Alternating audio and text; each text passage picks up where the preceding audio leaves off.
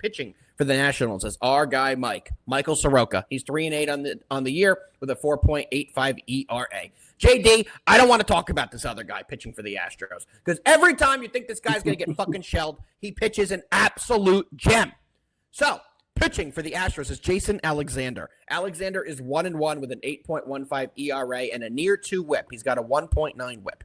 All that being said, JD, we got the Astros, we got the Nats. What do you got in this game? You know, we talked about this game a little bit yesterday, and as far as the Astros goes, I said I was staying off that game because their offense at actually home is just not hitting. And once again, that happened again last night. The Astros, they are on an actual decent-sized losing streak now, and it's simply because they're not scoring.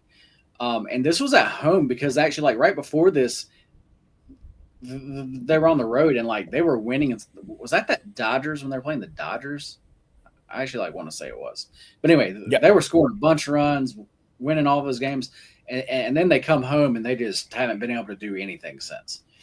You know, the Nationals, you know, they're starting to win a few games now. The thing here, and as far as a Jason Alexander start, I do not want to back him. Well, actually, neither. I was about to say, actually, neither one of these guys I actually want to back. And, you know, the last Jason Alexander start, we actually talked about that game. And we talked about I didn't know how long he was going to, like, go.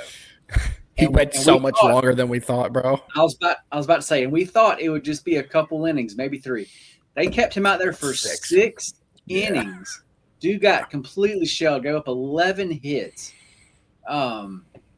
So I don't know what they're doing with him now because I really thought it was going to be that 2 to 3 inning thing, but then seeing him let him go 6, I don't know what to think anymore. I'm sure. And it was crazy. Bro, he did so well for the beginning. If they would have only left him in for 3 innings, he would have had a great start for them because he got shelled as the game went on, the third time through the lineup. So I agree with you. What do they think they're doing by what they're pitching him, and what are we going to get from him tonight? That's a real big question here.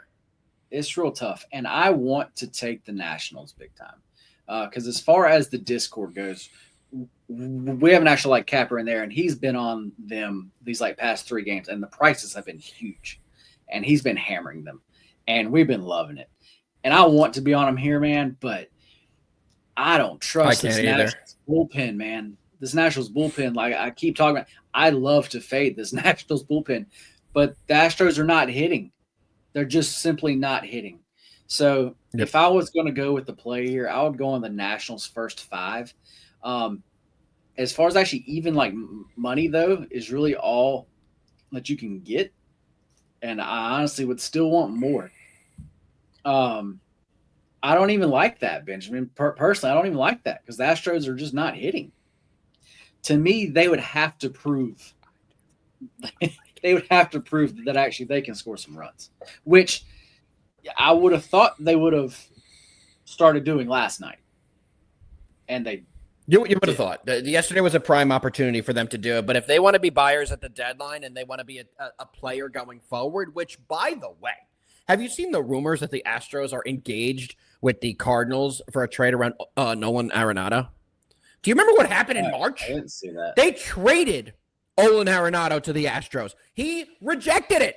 He had no trade clause. He rejected it. Now they've picked up the talks, and they're trying to do it again. Do they not understand that Nolan Arenado could just say no again? I found that very funny this morning when I read that they were investigating a trade for potentially Nolan Arenado again. And they ended up getting a third baseman in Paredes anyway, so it doesn't really make sense what the Astros are trying to do. But at least if you're an Astros fan, you can see that they're trying to buy players. You know what I mean, JD? Yeah. It's better to see your team want to be aggressive than standing pat. That if they stand pat, it means that your GM and your ownership team doesn't believe you have an actual chance of winning this year. Well, and you know, and actually teams of the we were talking about earlier, like they need guys to close out games. They need those relievers. The Astros do not. The Astros bullpen is stacked. The Astros bullpen is ready to go. They need help in these other places. So.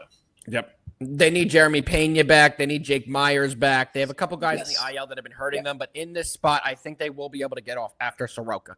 Soroka's not a good pitcher. I say that quite frequently on this show. He's a guy for years that I've liked to fade.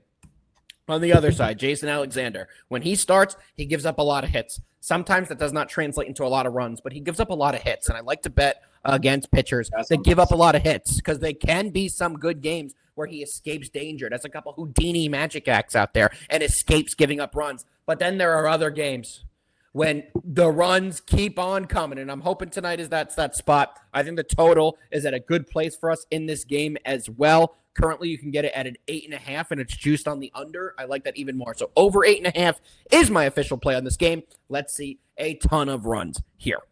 Anything else you want to add, JD, before we go into